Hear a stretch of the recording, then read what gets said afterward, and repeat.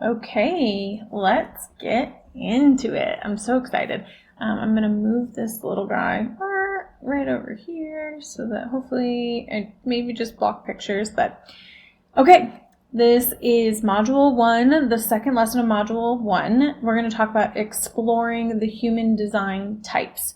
So we kind of already went over the basics of what human design was in the first lesson, but human design is a system that combines astrology, the I Ching, Chinese, Kabbalah, the mystic aspect of Judaism, chakra system, and quantum physics. So it kind of brings together spirituality and science into one beautiful slightly confusing in the beginning mess, but we will go on this journey together and get you very well versed in everything, and then we'll continue on to learn how we can apply it to our health and wellness. So I'm really excited for you guys.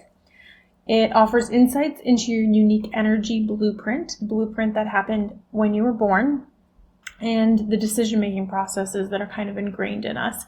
So let's explore. All right, so here are the 5 types in human design. First type that we're going to familiarize ourselves with is the manifester. I know I'm going to be reading a lot right off the slides, but I want you guys to rely on the slides, utilize the slides. I'm even going to be able to download these, print them off for yourself if you'd like. So let's get into this. Like I said, manifestors. Manifestors are the initiators of action, designed to inform others before they act. So they're going to share their plans with you before they take action on them. Next up is generators. They are the life force of the planet. They're the worker bees. They're designed to respond and then create. So they're going to take their time, respond to whatever is being given to them, offered to them, possibly by a manifestor, and then go into creation mode and get that work done. Manifesting generators are the hybrid of the two. So they're going to combine some of the traits of manifestors and generators. So not only are they going to be able to inform others of their plans, of their ideas before acting, but they're also going to be able to be part of that workforce in those generators and getting the job done. Next up, we have projectors. Projectors are the guides and directors of energy. They're designed to wait for an invitation. So if you have that person that always feels like they're maybe sitting on the sidelines and observing, that's probably a projector. They're going to wait until they're invited into the conversation or invited into the project, that kind of thing, before they just jump in. If they're just jumping in and they're constantly initiating, they're not living in alignment with their design, and so things might feel very forced for them, and that's not ideal. And last but not least, the rare unicorn of human design is the reflector. They are mirrors of society. They're designed to wait a full lunar cycle before deciding on things or acting on things. So those are the people that are very contemplative. They may seem very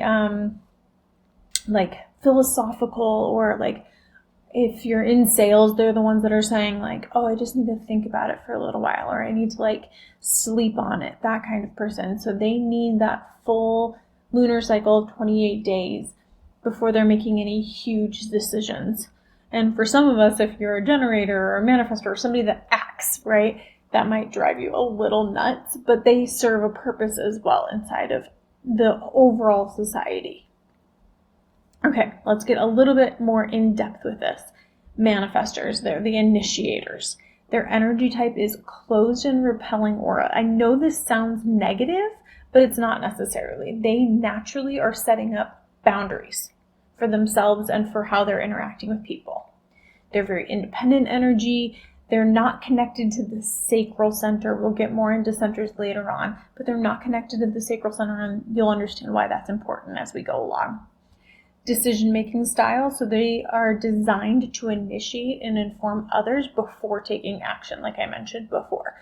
So they're going to let everybody know. They're going to come up with the plans. If you have that person in the group that's always the planner and they're always coming up with crazy awesome ideas, that kind of thing, and then telling everybody about it, but they don't necessarily know how to execute, probably a manifestor, because they're going to need the counterpart of a generator to help them and figure out how they're going to manifest what they've come up with. Their challenges, they might feel very misunderstood or restricted by others. They might have these lofty ideas and other people are that's completely unreasonable, but manifestors are the ones that are creating all sorts of crazy, awesome, new, inventive things all the time. They've got the awesome ideas. So they may feel misunderstood by society, or we as other design types, right?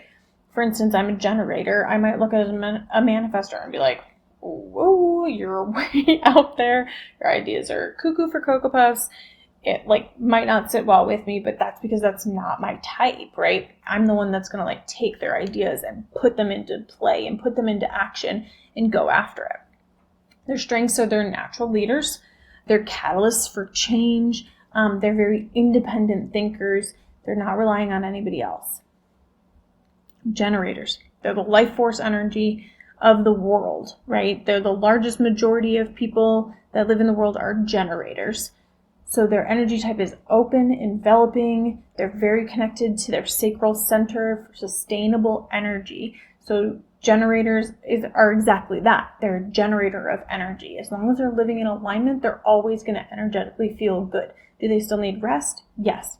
But counter to that, they're always going to need to use up that energy throughout the day in order to get good rest. So they have consistent, constant energy, but they need to be using it and not just storing it away. Otherwise, they won't feel aligned and fulfilled. In the open, enveloping aura, they easily connect on a deeper level with people. You may feel very willing to share openly with generators all the time. They don't really draw any boundaries. They are who they are, and that's what you get. Decision-making style, so they're designed to respond to life. They're always going to follow that gut feeling. So I think as a society, we're always like, follow your gut, follow your gut. Well, that really is only applicable to generators, right? That's not going to be how a manifestor responds to the world. But if you are a generator or you know a generator, they're going to respond through their sacral response, their gut feeling. So whatever that's telling them, they're going to take a second. They're going to take the input that life is giving them, and then they're going to go straight to their sacral and trust what the response is from there. They'll probably make very guttural sounds as a result. So they might not be yes or a no. They're going to be very those kinds of sounds. If you're hearing that, that's a natural generator response. Challenges. So they often face challenges with frustration and burnout when they're not engaging in activities that truly satisfy and energize them. So if you find a generator at a job that they just don't love, they're just grinding it out 9 to 5 to get a paycheck, they're probably pretty miserable. They're probably like the crotchety person that you just don't want to spend time around. You know, they're calling out of work, or they just they're showing up, but they're clearly unhappy about it. That's a generator that's living out of alignment. But when you find somebody that's like maybe they work 70-hour work week, but they're always excited, they're always enthusiastic, they're always going after, they're so loving life, right? Because they're living in alignment with exactly that. They're not experiencing burnout. Do they have frustrations? Yes. But they see them as new challenges as opposed to just being in a space of frustration and anger. And then their strengths are they're super highly productive. They're naturally satisfied when they're following their response. They're out there to build new and help create new after they've been presented with ideas. Okay. So manifesting generators, they're like the hybrid of manifestors and generators, right? They're multifaceted creators. So they've got an energy type that's a combination of both the manifestors and the generator's traits. And they do have a sacral connection, unlike manifestors. So they can still trust that gut response. They're going to be open with certain people, but know where to draw boundaries with other people. As far as decision making is concerned, responses like a generator, but can initiate like a manifestor. So they'll take in the information from the world around them, but they don't necessarily have to just go create what somebody else is presenting them. They don't necessarily have to go and work on a project somebody else has presented to them or ideas that somebody else has presented to them. Not to say that generators can't have new and different ideas. I came up with this course and I'm a pure generator through and through. But they can initiate, like a manifestor, they can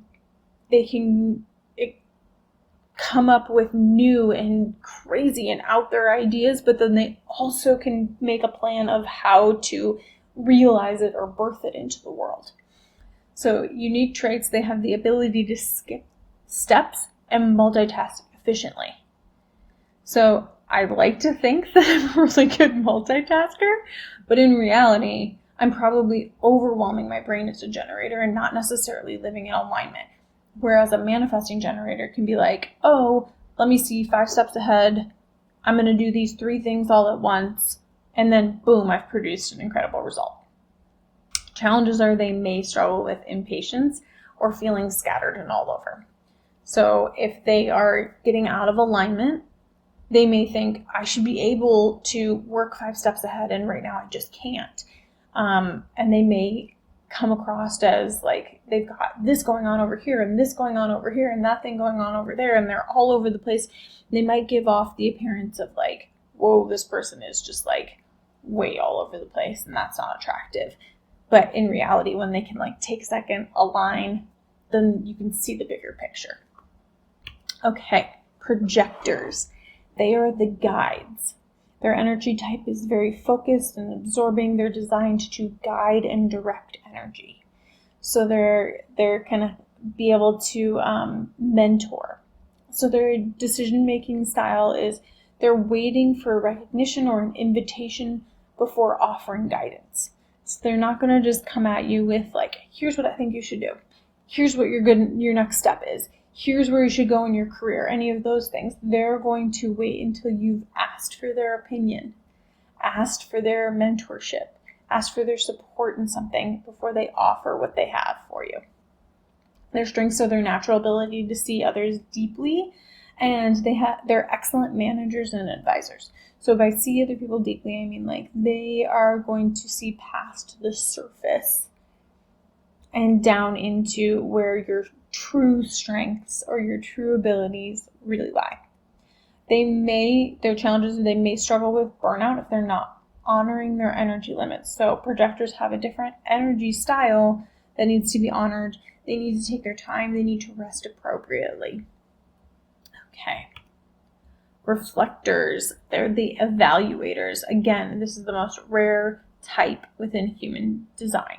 So they are working on a lunar cycle of 28 days. They're designed to wait a full lunar cycle before making any decisions.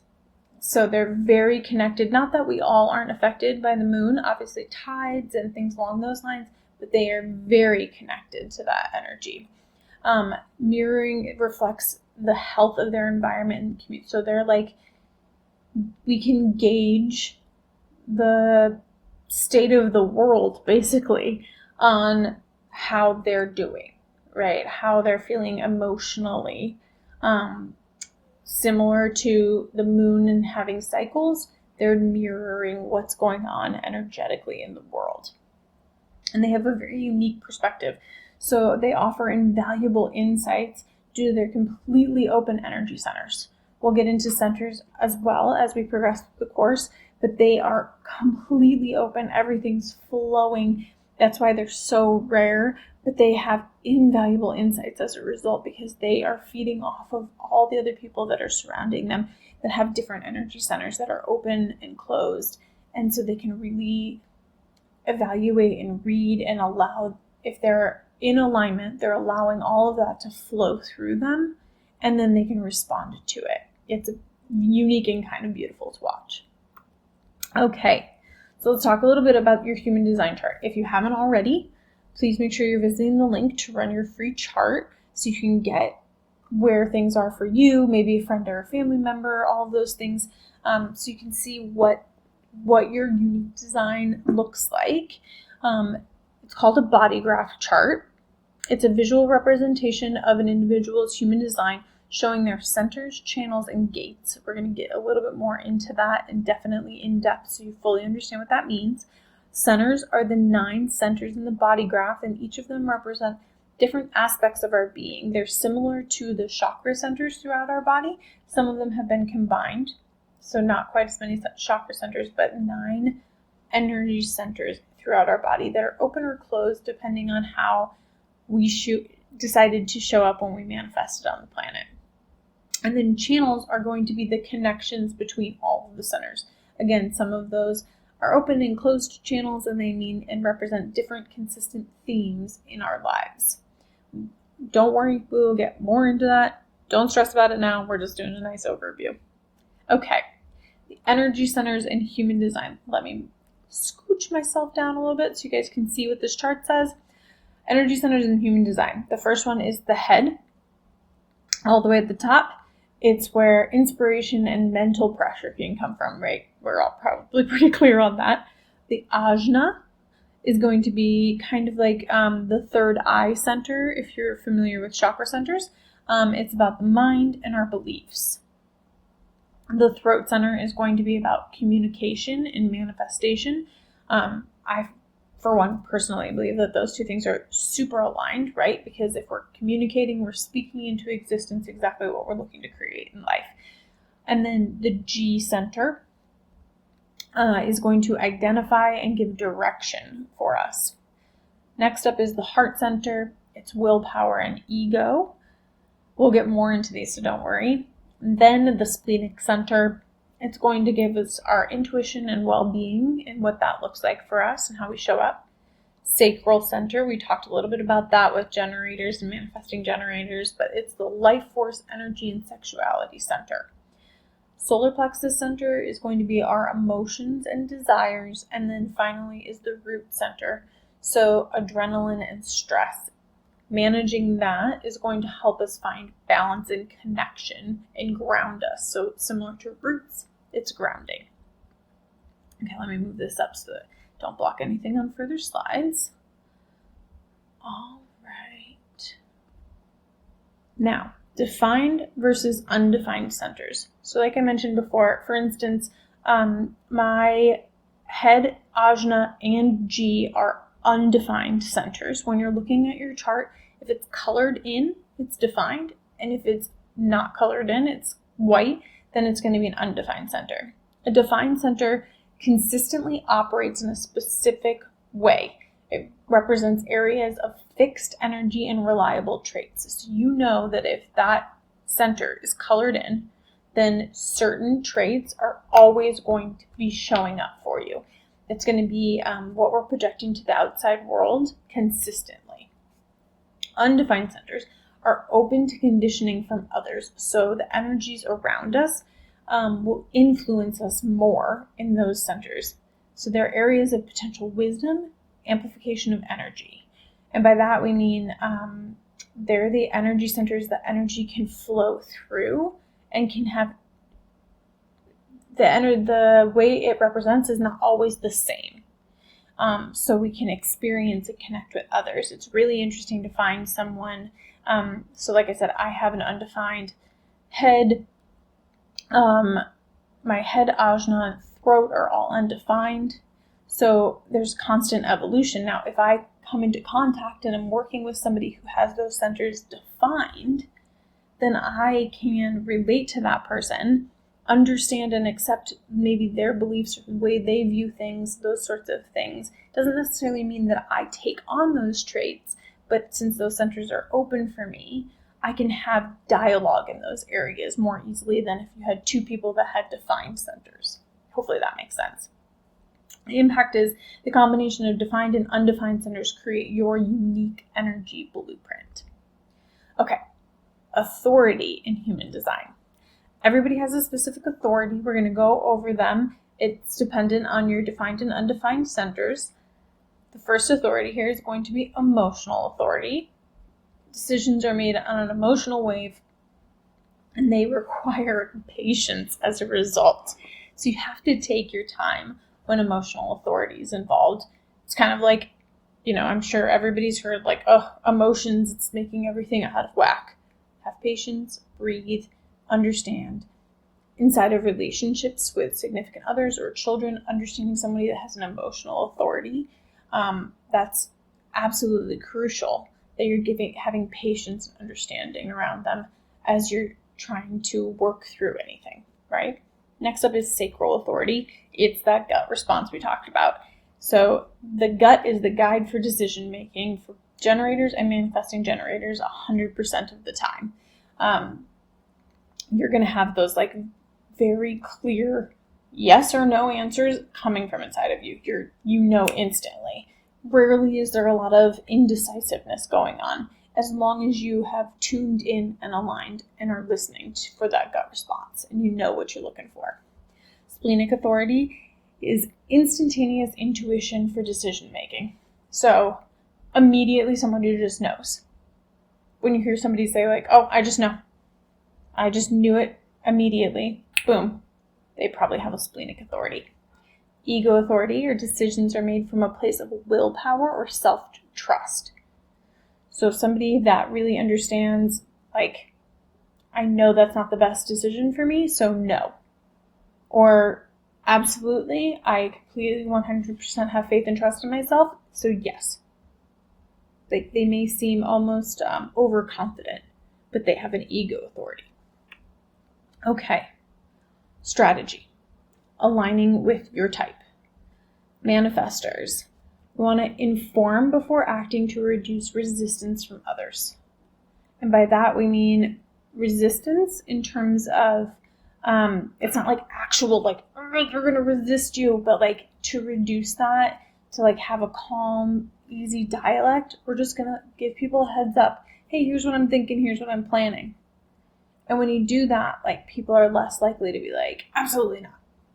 Whereas, like, if you just take off and start doing something, people are going to be like, whoa, that's crazy. Not happening. I'm not on board with it. But if a manifestor is letting you know their plans ahead of time, they're living in alignment and smooth sailing. Generators, again, we're going to wait to respond. So if somebody's presenting you with an idea or plans or something along those lines, a new idea for a workout, let's say, or something along those lines, and you're like, okay, let's take a beat. I'm going to listen for that gut response. My gut says, I'm joining in. Let's go. Let's do it. Or if it says, you're like, you know what? Thanks, but I'll pass. It's not for me. You just got to take that breath, center yourself, and really listen for that. And over time, you kind of build that muscle of trust and understanding, and you know that feeling in your body of or not it. Okay, manifesting generators. They're going to inform, and then they're going to wait for the gut response to let them know before they act. So they're going to let everybody know their plans, and then they're going to take a second and energetically read the room, and then they're going to know what to do and be able to act accordingly. Projectors, again, we're going to wait for the invitation to share your wisdom and energy.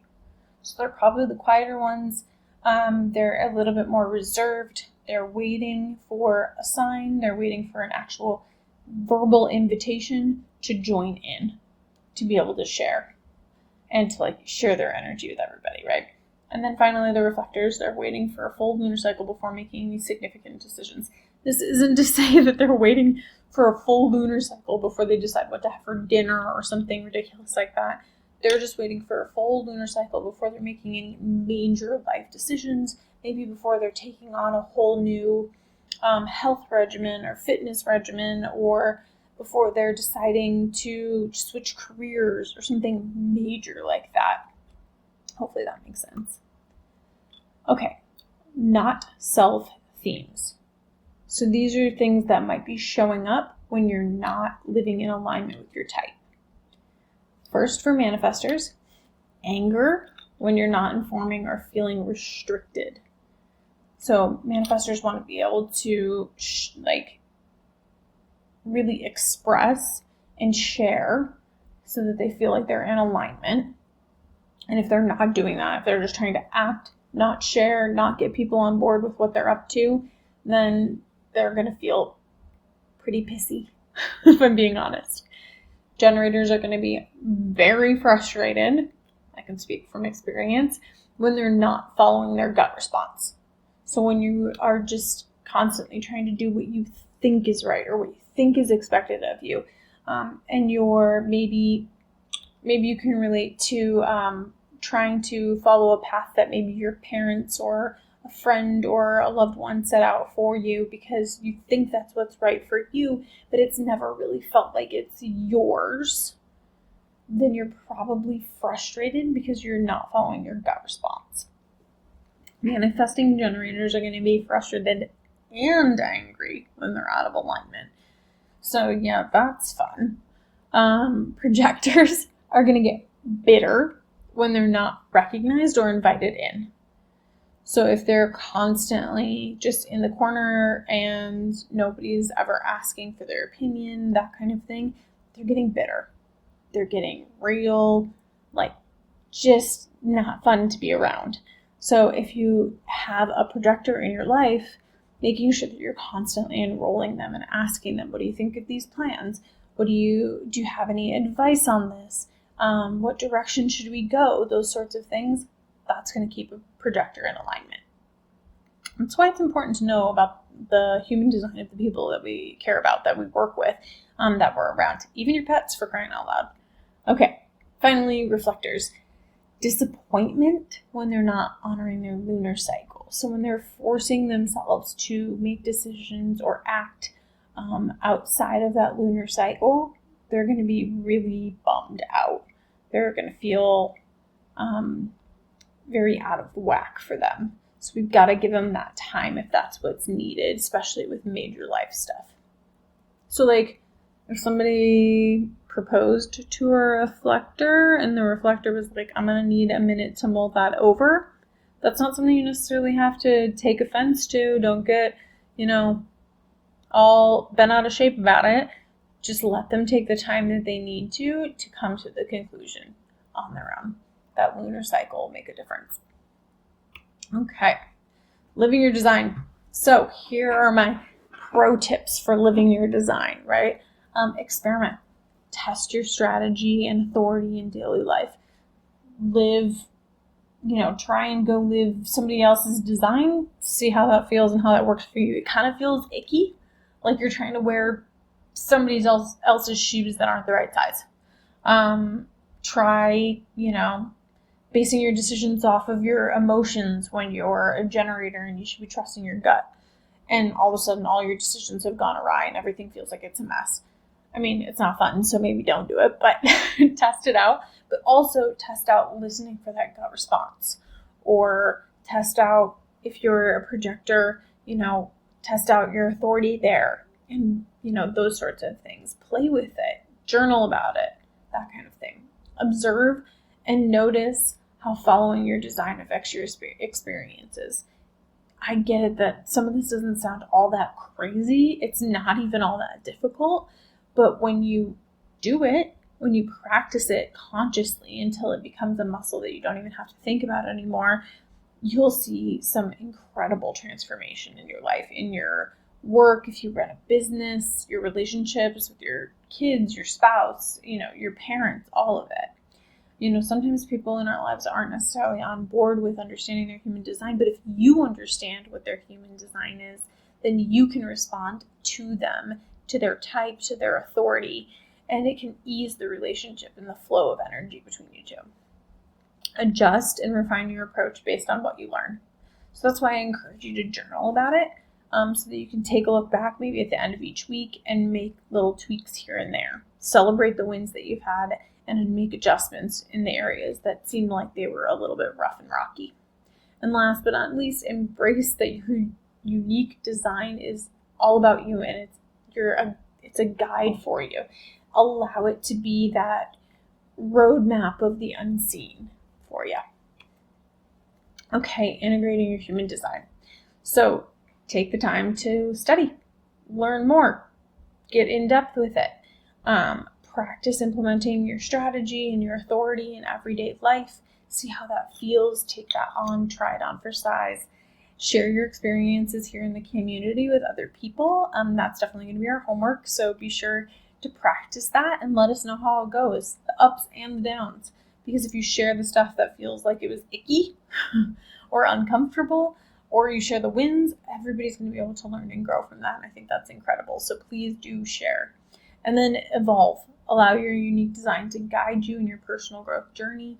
And then as we continue on your health and wellness journey, so that you can really take that on and embody it.